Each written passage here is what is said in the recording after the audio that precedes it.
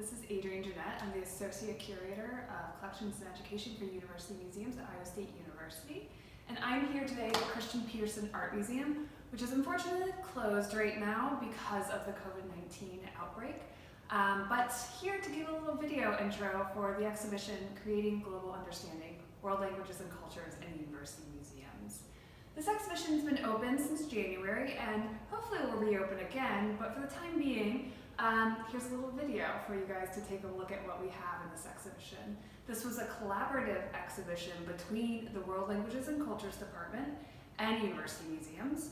I co-curated this exhibition with Dr. Michelle Shaw, who is a associate professor of French and Women's and Gender Studies. She's been a great partner with University Museums, and she wanted to do something that really brought attention to our permanent collection and the diversity of our permanent collection at University Museums, and use the interpretations of different faculty members from her department, World Languages and Cultures. This exhibition is using the art to discuss how humanity all makes things to be beautiful, makes things to be functional, makes objects for use every day, or to just have to beautify their lives.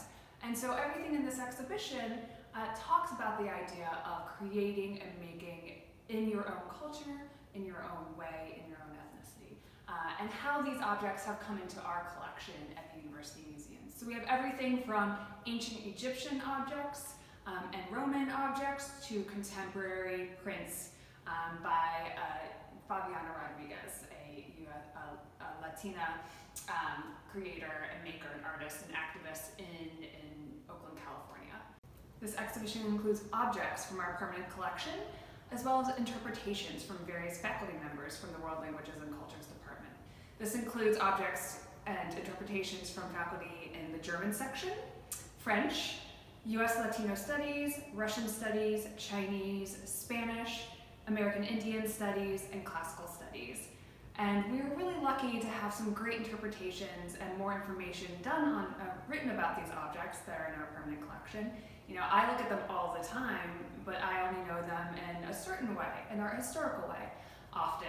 And so we really take these interpretations that are both personal and fact-based and research-based, but also have a different viewpoint from someone other than us at the museums. And we take those to understand these objects better, right? And so we use these in a way as visual literacy, like we do in our classes.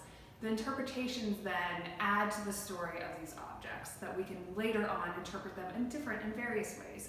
And so the idea was to read these interpretations, and then as a viewer, a student or faculty member or community member, you make your own interpretations. You look at these objects and you read what someone else has written, and then think about it for yourself and what you think that these objects are depicting, what they mean, what they reference, what they mean about history, of culture, and that moment in time. And this exhibition is really using art as a way to bridge cultures.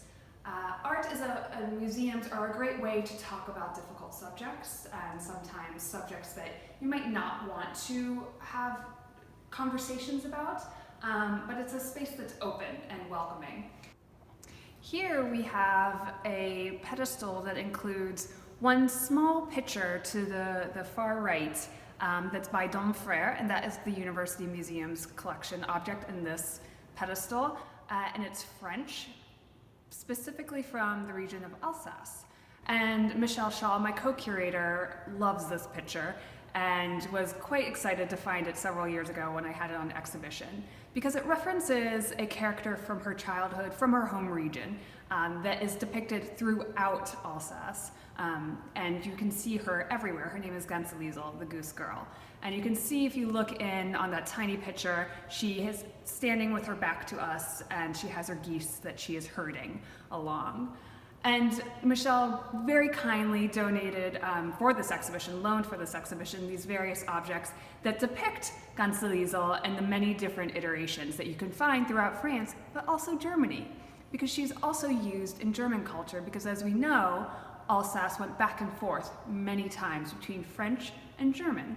And so you see her in both cultures. So it's a great moment to talk about how a character can transcend both cultures and be used by both in different and similar ways in their cultural adaptations.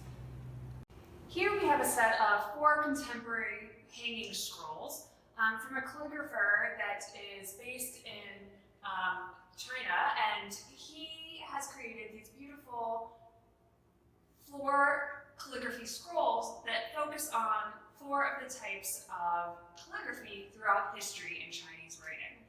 And so here you not only have a work of art, but also something that's referencing part of their culture and their history.